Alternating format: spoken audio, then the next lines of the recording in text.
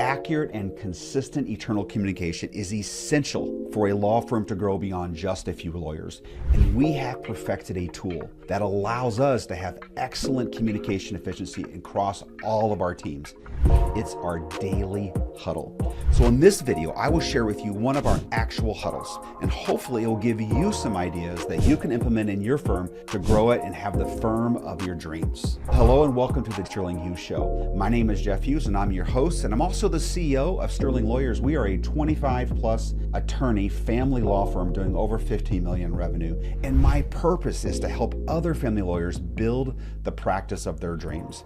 So in this show, I'm going to bring you into one of our daily huddles, which has turned out to be an essential discipline for our firm. So if I had to choose one practice for our team to do, it would be without a doubt our daily huddle. So for an investment of approximately 15 to 20 minutes a day among our management team, which also includes the executive team as well, all rolled into that, the benefits are enormous. We get accurate communication among the teams. We get timely communications. The velocity of that time is strong. It also is a great time to inform our team as to the performance of our team yesterday, over the past 5 days, over the past 28 days on our scorecard. So it's a time for us to share how our performance has been and also the overall financial performance of the team. It's a time that we talk about one of the most important aspects of our entire firm, and that is recruiting and hiring. Teammates make a law firm work, and quality, top performing teammates is what it's all about. We talk about that constantly, almost on a daily basis in our huddle, about our recruiting and our hiring. So our morning huddle is also a time for us to remove any significant roadblocks that are stopping a teammate from doing their job and for executing on something. So it's a roadblock removal time that increases our operational efficiency. And this is no small thing, but it is a culture reinforcement, and it builds teamwork. It allows teammates to see each other video face to face, but allows to see each other every day and understand what other teammates are struggling with, what they're working on. So that avoids negative energy about so-and-so's not doing their job because my job's harder. But if you're able to talk to that person on a daily basis and see how they're performing, what they're doing, how they're working to move through things to help you, it gives you a whole lot more empathy. So the benefits are really tremendous. So let me set the context for you on what you're going to see here. Now, I have recorded one of our recent huddles. Now, this is a very authentic representation of what happens in one of our huddles. It's an actual huddle. I recorded it, and you're going to see back and forth and discussion on our agenda as we follow through it. I think there's going to be some really good stuff for you to pull out of this and incorporate into your daily huddle as well. So with respect to who is here, now the recording of this is only going to show you one individual at a time. So if you're watching this, then you're going to see one person at a time. You're not going to see the multi-screen with everyone there. You won't have a real good context of who all is present. If you're listening, of course, you're just going to hear the voices. But let me share with you who is in this huddle. This starts at 8:30 in the morning Central Time, where we're at here in Wisconsin and in Illinois. So we had our president, Jeff Curlin, there. I'm also there. Todd is our CFO, and he was there. Katie and Holly, our two managing partners, were there, so they're responsible for the entire legal team. They manage all of our lawyers, paralegals, legal assistants, and so forth. We also had Kelly as our operations director, so she runs all of the different projects that has to do with our operations. Nate, our systems leader, was there. Rebecca, our paralegal leader, was also there. Kimberly, our Illinois paralegal leader, was there as well. Robin, who leads our HR team, which we call Team Growth, she was there. Mary, who runs all of our sales, which underneath sales, you would have our intake team and you would have our consult legal assistants would also be there. We have one of our senior partners. Now, we have quite a few senior partners, and I think we have 5 or 6. And only one of them was there for this call. That was Jeff Morrell, one of our senior partners up in Fox. He was there. And then we had 2 support teammates there, Roger and Ange. They both came in because they support either the president, or in this case, Ange supports Robin, our HR leader. So you won't hear or see all of them. Many of them don't even say anything during the whole thing. They're just taking and listening and so forth. Now also, I think Holly was in her car when we started this. Some people are at home, some people are in the office. They could be anywhere. A lot of them have these fuzzy back screens. You don't know even where they're at. It's convenient. You can come into it anytime. Just put your phone on mute if you're in a loud background or whatever the case is, and just pipe in and hear what's going on that day. So I'm going to play this recording here for you. I hope you enjoy it, and I'll see you on the other side. Good morning, everyone. Nate, a lot has changed since I last logged on to Salesforce, by the way. Yeah, I figured we've probably changed a lot of that stuff. I bet you're used to looking at like the metrics across the top, right? Yeah. I saw your email. Those are coming back though, Jeff. So we'll bring it back. It'll be just like it used I was to just going to harass Kelly when I want to know something. So that works too. rather than look it up. Join the club. She loves that. Yeah, it looks like we have a quorum. Let's go ahead and jump in. We can, I'll take us through the waterfall as normal. Better day yesterday. So day 3 of the month. Some highlights. We're still at about 100 PCs leads per day. So that's really good. That's ahead of our target.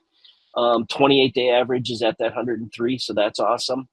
Let's see. Sets are strong. Continue to be above target as well. So that's good. Even the 5-day average is getting close. One thing that I noted, and I don't know if Mary's on yet,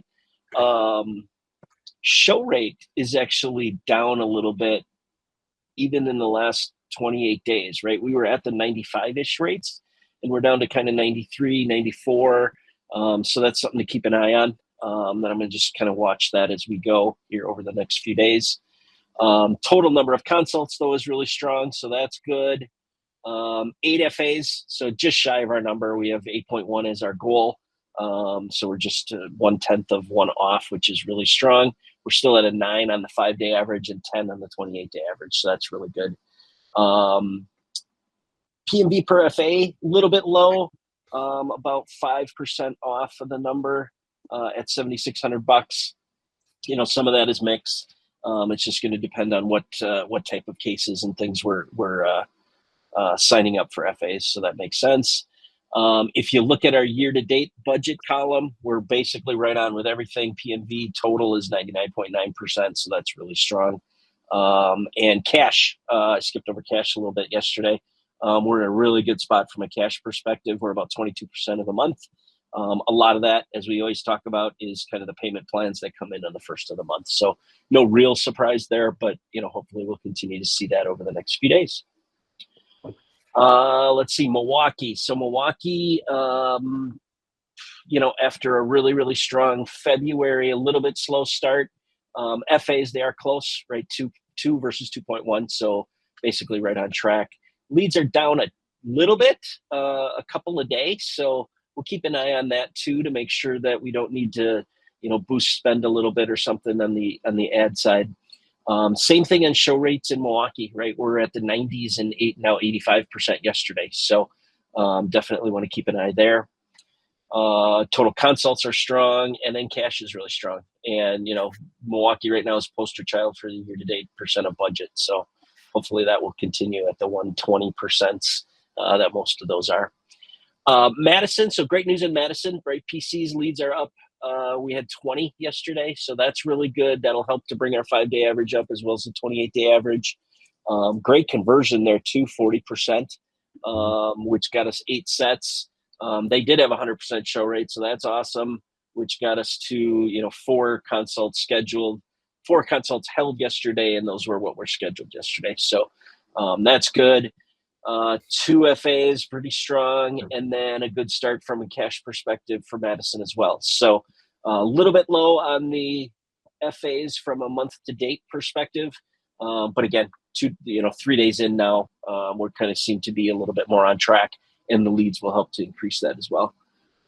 Fox, a little bit of a mixed bag, right? A couple greens, couple yellows, and a couple reds on the last business day. Leads are still bouncing around the number, so probably something there to keep an eye on. And then their show rate also is way down. So again, something I'll just continue to watch here over the next few days. Good news is we've been in the 80s, particularly on cash received from a year-to-date budget perspective. We actually got over 90, almost 91%. So that's really strong. Cash has been strong for the month, and really on a month-to-date target, really close to all of our metrics. So looking like a good start to the month for Fox Valley. And then Illinois is now really the poster child. No reds whatsoever. A couple yellows, which are really not that far off either. Everything's really within, say, 5 points or so of where it needs to be. So 2 FAs, 41 leads, which is really good. Our average 5-day is now 36.6. So that's above our target. So really, really strong leading indicator there as well. Thoughts, questions, comments? I mean, I guess just circling back to like the show rate dip and then the leads in Fox, I guess, when are we gonna like make an adjustment, or when are we gonna move on that, or what's the time frame on that? Like if we determine that we do need to make an adjustment. Yeah, I think, I kind of look at the 28-day average. We're still at 17.4. So over the number. 5-day average is a little low. I think we probably take a watch the rest of this week and maybe into the beginning of next week and see if we bounce back. We have increased spend there a couple times over the last couple months. So great question. And I think we'll just put a pin in that and let's maybe see what happens next, early next week, and then see if we want to make an adjustment. I don't know anything on the show rate. I'm not sure what we need to do differently or what's driving that, or if it's kind of just a little bit of a dip. I'm not sure. It just kind of popped into my mind today as I was doing kind of my reviews. So more to come on that one. Okay. Good questions. Mm-hmm. Anybody else? All right, Kelly, your turn. All right, consult availability. We're still seeing some red in Madison. Again, I know we were anticipating that a little bit, but I just want to call it out as a concern just because it doesn't seem like that number is going down. Like it's been pretty consistently like at 6 days. So something to just just be aware of there. I looked at everybody's calendars and it does look like there's blocks on there. So there's no, from what I can tell, like syncing issue or anything. I think we've just got some busy people, but I just want to make sure we're aware of that and we don't see that move into the next week. So, and the CLAs are at 3 days everywhere. I assume we're down a CLA plus Cassie's out this week. I assume that's the reason for that. The weekend affects that as well. Yeah. Okay. Yep. All right, hiring. Just kind of go highlight here a couple of different things. Looks like we're getting that Kevin Phelan scheduled in Illinois. Outbound agents, looks like Mary, you're still looking for those 2. We got a handful of people starting on this coming Monday, so that's good. Summer law clerk for Milwaukee, looks like we had a couple of those, waiting for some feedback on Ashley and Kaya. Summer law clerk for Madison, most of those interviews are scheduled into next week and the week after. And then Arlington Heights, looks like we got one tomorrow and then another one into next week. All right, roadblocks. Looks like we got Sterling Standard. Who wants to speak to that one?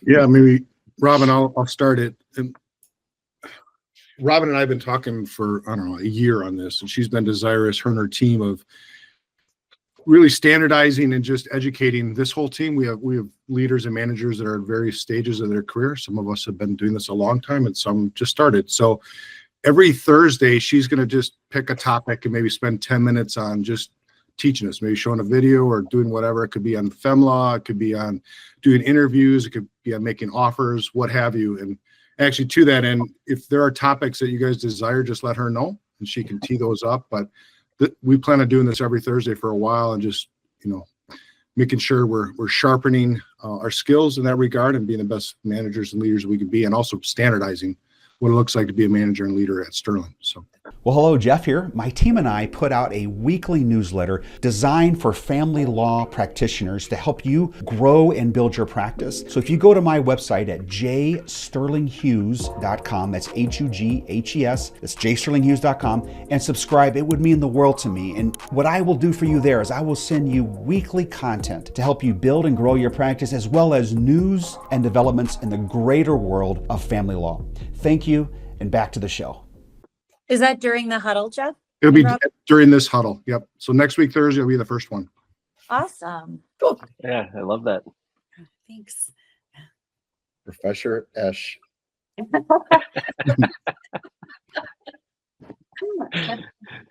All right. And then we've got attorney calendars here. Mary, another. Yes, that came from a conversation with Mark and Nathan and myself. So right now we took away the ability to bypass on the op side creating events, because what we found is that at the time that this was taken away, intake was only doing this about 17% of the time, and it was drastically impacting consult attorney, owner, and closer of opportunities, which has a downstream effect on pay, but also on task management, where these tasks are going and who's responsible for them post consultation. When we took that away, there was a decrease in the amount of new events that I had to create, but they haven't gone away altogether. And these are the three that have come up the most often. Two of the three, the rules, Katie and Holly both met with Nathan, I think this week. Nathan and Holly and Katie recirculated the buffers, the consult limits the same day, the daily hours, and all have been updated. So there shouldn't be any reason why CLAs and intake can't use a scheduling tool because of rules. The case type is going to be recirculated. That was Kelly's suggestion yesterday in one of these tickets for attorneys to opt into case types. And again, that will allow CLAs and intake to use the schedule meeting to do funding meetings and consultations with the actual tool. So that's going to get recirculated. The one that I cannot break is blocks. The attorneys have blocks on their calendars and then ask intake to schedule over those blocks. It's not possible. If they have a block that says do not schedule, I don't know why we would ever think that they can be scheduled over that. Like, that seems silly to even like request. So I'm asking everybody to go to L10s and talk about blocks. I'm really hesitant to start actually even creating these events because there's like, I don't know if the block is real or not. And so it's really hard for me to be like, okay, I'm going to just believe the agent and schedule over a dentist appointment. Like, that seems really dicey to me. And it's just going to cause more issues down the line. So if we could really take this seriously and talk about blocks, it's preventing scheduling, which we know is causing a delay in funding. And we talk about it every day in here. So if we could do that in L10s this week, that'd be so good. And Mary, just to circle back in terms of that, like reiterating to the attorneys that if they have a work block or some legitimate block on their calendar, they need to understand they're not going to be scheduled, period. So if you want to be scheduled, remove the block. Yes. If it's a legitimate block, then leave it on there and you will not be scheduled, correct? Correct. And here's what I want. I want CLAs and intake to stop hunting down attorneys. I don't want them to have to Slack and email attorneys asking to get PCs in sooner. They should be able to trust this tool. They should be able to know in the lead that if something pulls or something doesn't pull, they don't need to hunt anybody down. They're going to the next available attorney, which means that some attorneys that are good closers aren't going to pull for next day or same day. Some attorneys that are looking to work with clients aren't going to pull for a funding meeting. A returning client may go to one of their teammates because they have blocks on their calendar.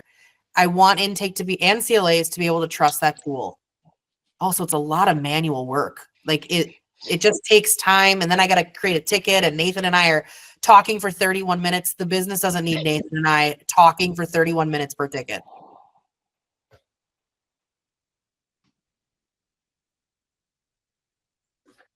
So I do have that report queued up to go out again with a note about like you need to review to see what you're not opted in. So Nate, thanks for putting together that spreadsheet for that. Do we also need to add something to it about calendar blocks? I think idea. It's tricky, this topic, because I think most attorneys have blocks built in on a recurring basis. Like they have them just like set, like 2 hours on Monday, Wednesday, Friday, or whatever, and so it's like they need a reminder like every Monday, like update your work blocks or something like that. Otherwise they're just on the calendar and they're just staying there, and they're not, because I don't go in and set my blocks every week, or it's not like I look at the week and say, well, you know what, I don't need those blocks this week. It's just because it's not top of mind. So you're not thinking to adjust them. I'm not saying that's right. I'm saying that I think that's the problem isn't that people are over holding, it's just that they're not updating when they put these blocks in as kind of like standard holds. So I'm just trying to think through like, how can we help remind the attorneys that like, I don't know, certain benchmarks of like, check your blocks for the week. Like, how are you looking do you have any consults? Do you have a bunch of hearings that you actually need prep time for? Instead of using these just ongoing repeat blocks. Is that something that could be done as part of their workflow, their weekly workflow? Look a week out. At your Yeah. blocks. Yeah, that's a really good idea. I mean, we got to think of it that way because it's like we've told our team like use blocks, like, you know, and so I think they've done it in this sort of just recurring, mindless way. But to be more intentional about it would help this overall problem.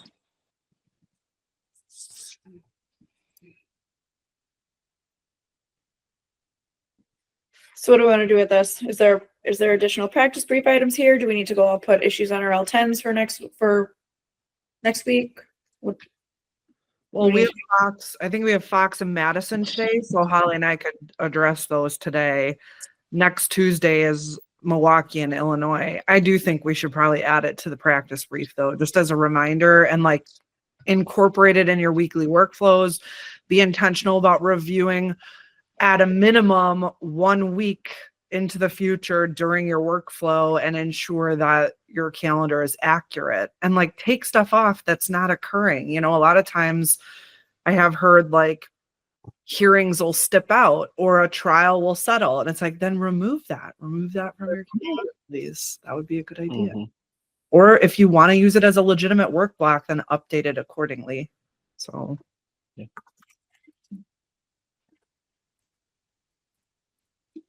All right, I'll draft something and just have you guys peek at it, make sure I get everything in there that you want.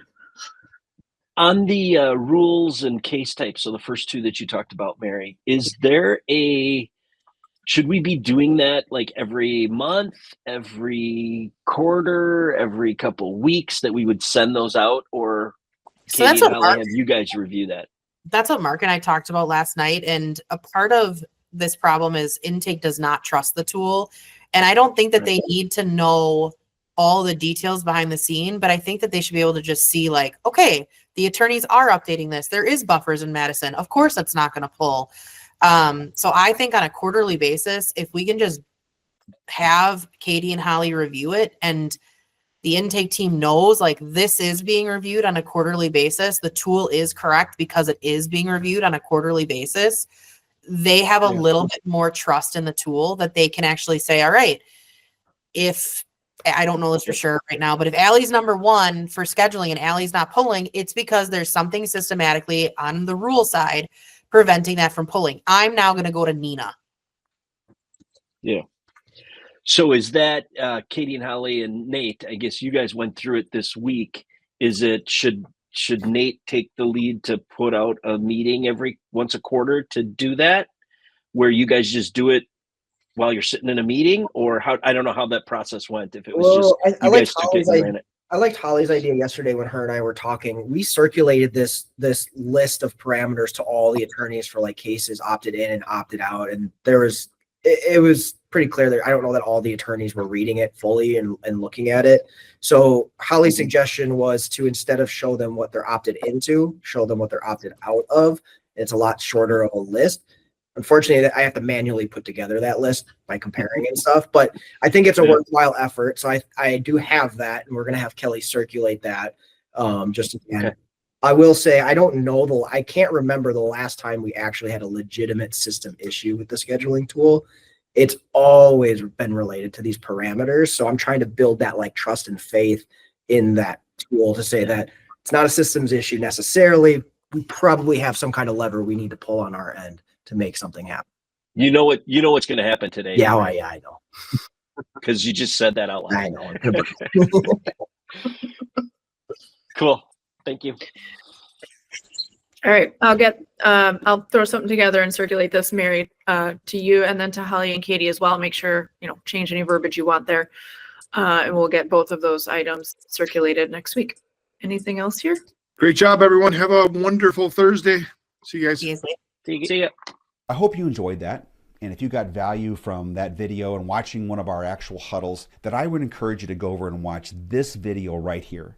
This is a video that Todd and I did on our firm's scorecard that is a daily look at our metrics, our performance of our team, as well as our financial performance of our entire firm. So this has got some really great information that I know will be able to help you as you build your practice. See you over there.